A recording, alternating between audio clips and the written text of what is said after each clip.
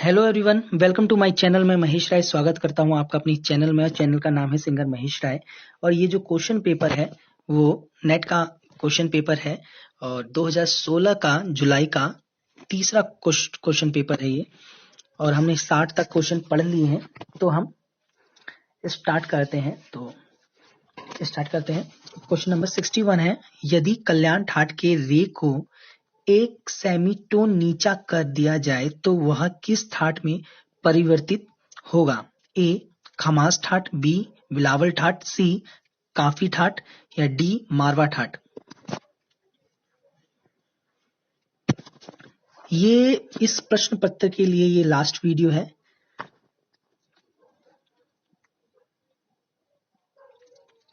तो इसका सही आंसर है डी। ठीक है, मारवा ठाठ होगा।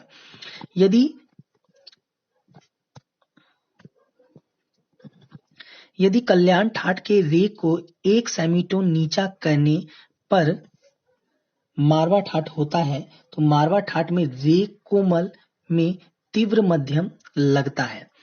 ठाठों की संख्या 10 मानी गई है। बिलावल ठाठ है, कल्याण ठाठ है, खमास ठाठ है, काफी ठाठ है, मारवा ठाठ है, पूर्वी ठाठ है, भैरव ठाठ है, भैरवी ठाठ है, आसावरी ठाठ है और तोड़ी ठाठ है। आगे चलते हैं क्वेश्चन नंबर 62।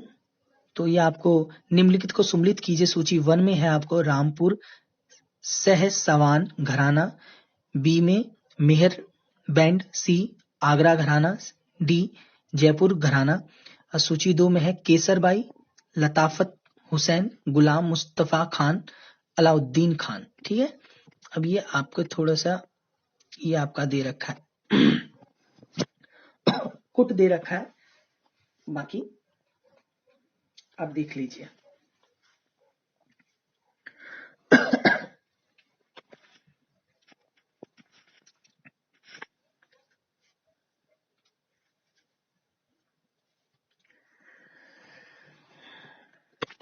तो इसका सही आंसर है बी।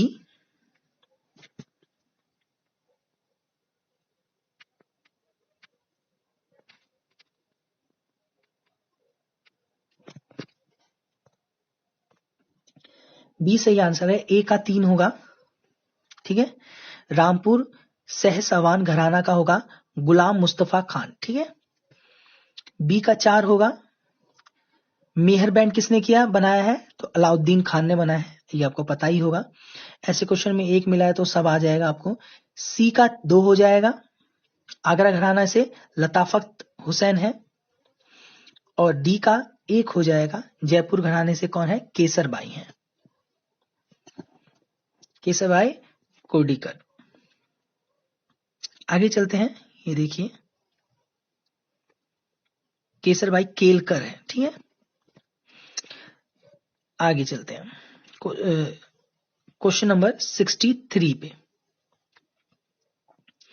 निम्नलिखित में से किस राग में केवल 3 स्वरों का प्रयोग होता है? ए हिंडोल, बी मालश्री, सी माली गौरा, डी साजगिरी।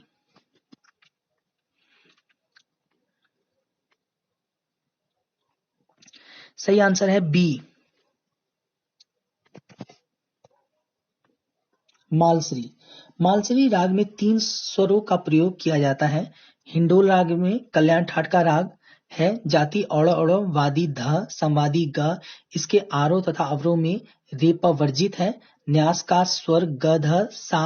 गायन समय दिन का प्रथम प्रहर। संप्रकृतिक राग सोहनी है।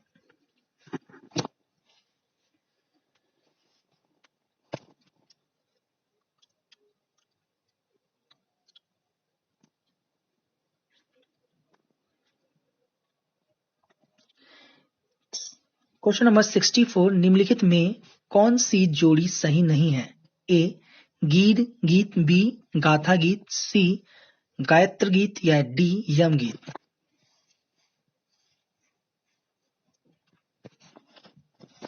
सही आंसर है इसका डी यम गीत सही नहीं है। यम डैश गीत सही जोड़ी नहीं है। सॉरी, ये डैश गीत गीत गाथा गायत्री, ये सभी ऋग्वेद काल में संगीत है। इस काल में गीत, वाद्य, नृत्य तीनों दृष्टियों का व्याप्त प्रचलन दृष्टिगोचर होता है। ऋग्वेद की रचनाएं स्वरावलियों में निबद्ध होने के कारण स्तोत्र कहलाती हैं। गीत प्रबंधों को गाथा कहा जाता है। गीत प्रबंधों को क्या कहा जाता है? तो गाथा कहा जाता है। आगे चलते हैं क्वेश्चन नंबर 65 की ओर। तो ये रहा आपका क्वेश्चन। नाराशसी किस गायन शैली के अंतर्गत आता है? तो ए शास्त्रीय, बी उपशास्त्रीय, सी लोक या डी रविंद्र संगीत। नाराशंसी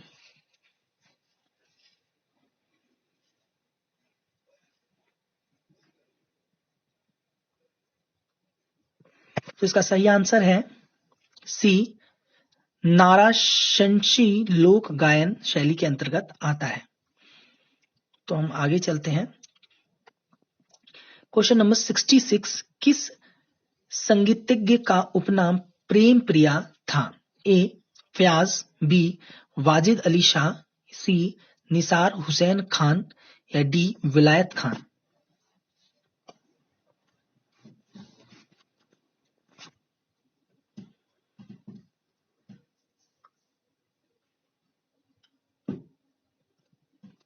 सही आंसर है इसका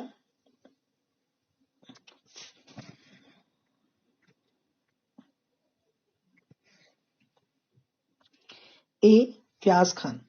फयाज का उपनाम प्रेम प्रिया कहते हैं। ये जो भी बंदिश बनाते थे उसमें प्रेम प्रिया नीचे लिखते थे। वाजिद अली शाह को अख्तर पिया, वाजिद अली शाह को क्या कहा जाता था? अख्तर पिया। विलायत हुसैन खान को प्राण प्रिया। ठीक है, विलायत हुसैन खान को प्राण प्रिया के नाम से जाना जाता है। तो आगे चलते हैं 67 पे। मेरुखंड गायकी के लिए कौन से कलाकार प्रसिद्ध हैं? ए गिरजा देवी, बी अमीर खान, सी अमीर प्रसाद या डी जसराज।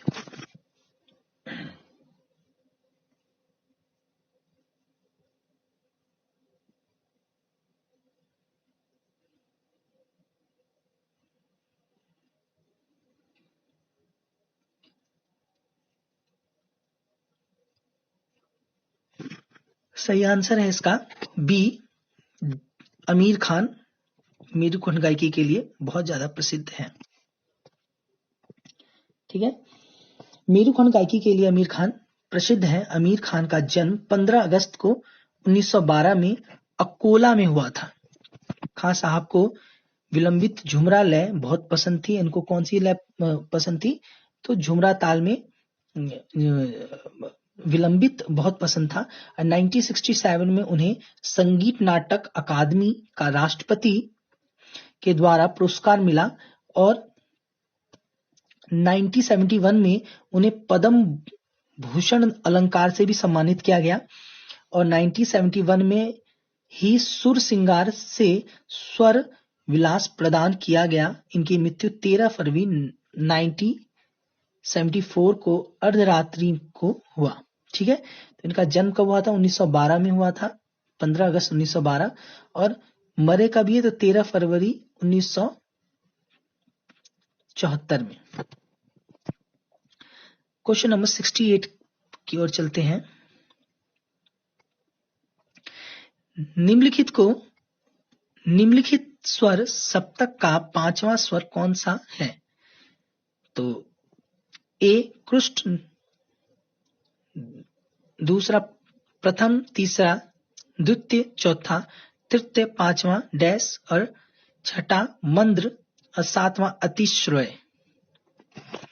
और ऑप्शन में आपको दे रखा है जो पांचवा स्वर है इसका वह है चतुर्थ, बी स्वरित, सी उदांत और डी आर्चिक।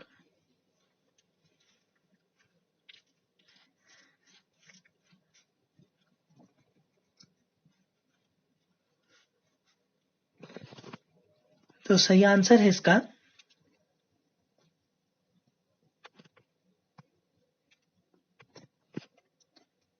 चतुर्थ। ठीक है। स्वर सप्तक का पांचवा स्वर चतुर्थ है। स्वर शब्द का प्रयोग ध्वनियां अनंत मानी गई है। स्वर शब्द का प्रयोग मुख्य रूप से 3 संदर्भों में हुआ है: व्याकरण, वैदिक परंपरा में, गंधर्व में। वैदिक परंपरा में उदांत, अनुदांत, स्वरित ये तीनों संज्ञाएं प्रयुक्त हुई। इसके साथ साथ उच्चता तथा नीचता भी प्रयोग होते रहे हैं। स्वर के नाम कुष्ठ, प्रथम, द्वितीय, तृतीय, चतुर्थ, मंद्र, अति, स्वार। ठीक है। आगे चलते हैं। क्वेश्चन नंबर 16 है, सही कुट को चुनाव करें। सही कुट का हमें चुनाव करना है इसमें, और ये आपके दे रखे हैं ऑप्शन। तो अभिकथन ए है, समूह गीत रचना का उद्देश्य है विभिन्न आवाजों को व्यवस्थित रूप से प्रस्तुत करना। तर्क आर है, समूह गीत उत्तरदायित्व, सहयोग, आत्मनियंत्रण तथा जागरूकता की भावना को उद्भूत करते हैं। इसका कुट दे रखा है ए आर दोनों सही है और तर्क आर भी सही है। बी, ए आर दोनों सही है परंतु तर्क आर सही नहीं है। ठीक है। सी, ए सही है परंतु आर सही नहीं है। और डी, ए सही नहीं है परंतु आर सही है।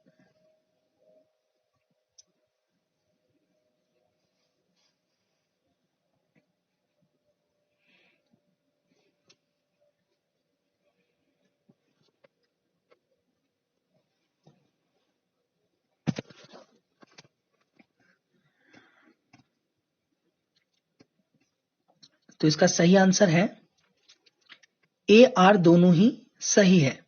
ठीक है। समूह गीत उत्तरदायित्व, सहयोग, आत्मनियंत्रण तथा जागरूकता की भावना को उद्भूत करते हैं, बिल्कुल सही है। और समूह गीत रचना का उद्देश्य है विभिन्न आवाजों को व्यवस्थित रूप से प्रस्तुत करना, तो ये भी सही है। आगे चलते हैं क्वेश्चन नंबर 70 की ओर। अभिनव भारती किस ग्रंथ पर लिखी गई विस्तृत टीका है? ए, लक्ष्य संगीतम, बी, अभिनव गीतांजलि, सी, नाट्यशास्त्र या डी, संगीत रत्नाकर।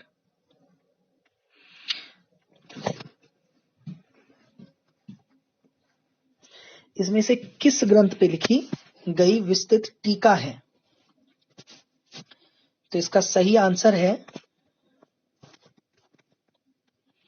नाट्यशास्त्र पे ये लिखी गई है। अभिनव भारती नाट्यशास्त्र ग्रंथ पर लिखी गई टीका है। डॉक्टर अभिनव गुप्त ने 10वीं शताब्दी में अभिनव भारती नामक ग्रंथ की रचना की है। यह भरतकृत नाट्यशास्त्र की टीका है। अभिनव गुप्त ने रस के संबंध में अपने मत को स्थापित तथा प्रमाणित किया है। ठीक है। आगे चलते हैं क्वेश्चन नंबर 71 की ओर।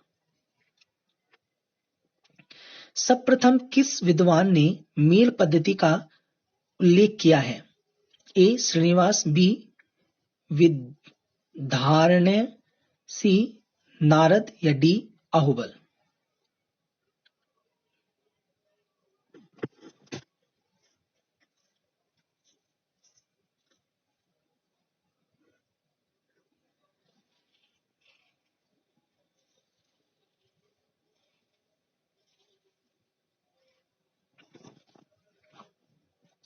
तो सही आंसर है इसका बी, विद्यारण्य ने किया है।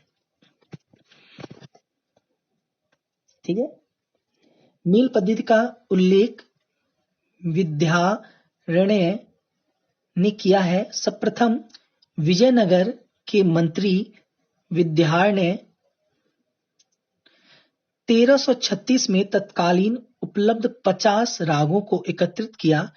इस प्रकार 15 वर्ग में 50 रागों को स्वर सम्य यानी स्वरों के मिलने के आधार पर वर्गीकृत किया। इन्होंने 15 मेल वादकों के एक सभी 20 गायकों के थे।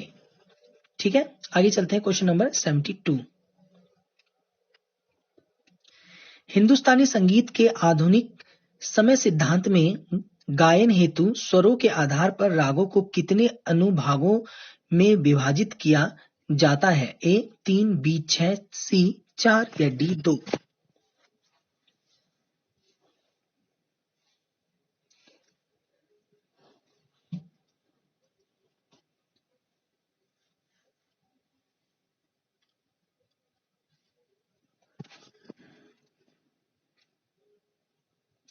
सही आंसर है इसका ए 3।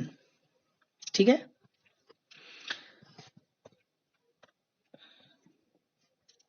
आधुनिक समय सिद्धांत में गायक हेतु स्वरों के आधार पर रागों को 3 अनुभागों में विभाजित किया है। रागों को समय के अनुसार भी वर्गीकृत किया गया है। नारद द्वारा रचित संगीत मकरंद में इसका वर्णन मिलता है। नारद ने रागों के 3 वर्गों में बांटा है। रागों को कितने वर्गों में बांटा है? तो 3 वर्गों में बांटा है। सूर्यसय राग, मध्याह्न राग, चंद्राश राग। ठीक है,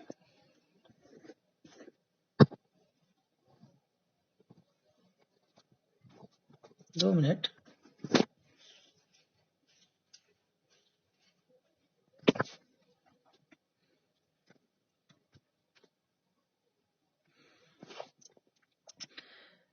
क्वेश्चन नंबर 73, सर्वप्रथम किस संगीतज्ञ ने स्वरों के लिए कोमल और तीव्र संज्ञा का प्रयोग किया है?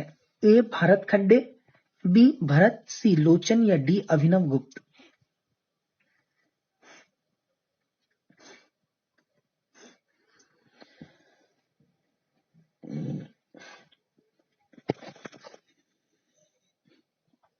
तो सही आंसर है इसका सी लोचन ने।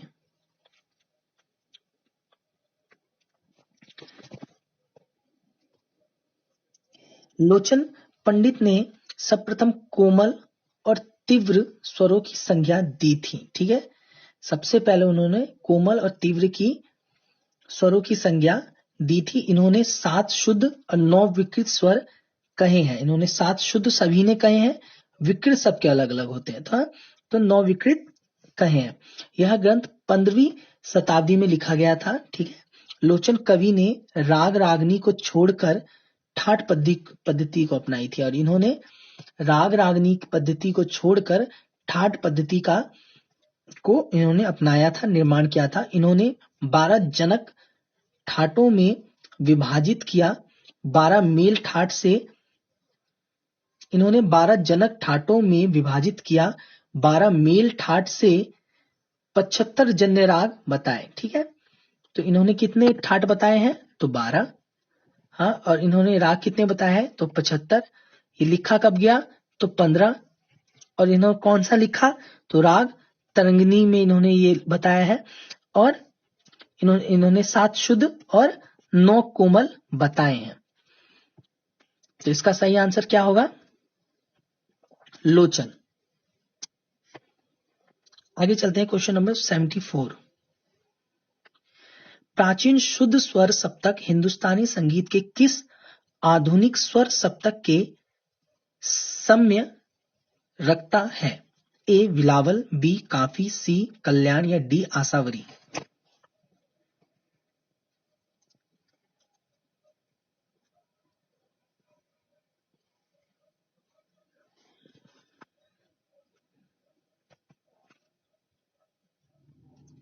सही आंसर है इसका बी काफी।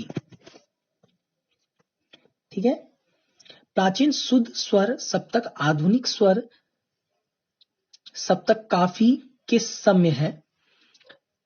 नगमाते आसफी मोहम्मद रजा द्वारा 1813 में इसे लिखा गया है। ठीक है, इसे मतलब कि इसको कहाँ लिखा गया? तो नगमाते आसफी में मोहम्मद रजा के द्वारा 1813 ईस्वी में इसे लिखा गया है। इसमें शुद्ध सप्तक बिलावल स्वीकार किया गया है। ठीक है, और नगमाते आसफी में कौन सा राग स्वीकार किया गया है? शुद्ध, तो बिलावल। ठीक है, बाकी प्राचीन काल में कौन सा स्वीकार किया गया है? तो काफी, बाकी जितने लोग हैं उन्होंने काफी माना है। बाकी 2 जनों ने जो माना है वो बिलावल माना है। एक ये नाम है मोहम्मद रजा, एक और नाम है वो मुझे भी याद नहीं है। क्वेश्चन नंबर 75, भीमसेन जोशी को भारत रत्न अवार्ड किस वर्ष में दिया गया? ए 2006, बी 2010, सी 2012 या डी 2008?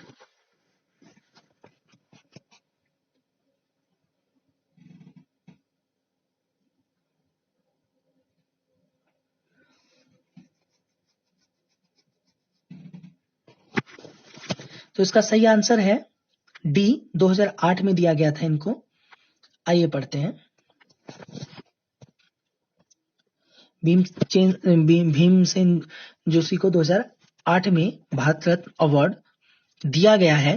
पंडित भीमसेन जोशी का जन्म गुरु नाथ जोशी के यहाँ 14 फरवरी 1922 में हुआ। ठीक है।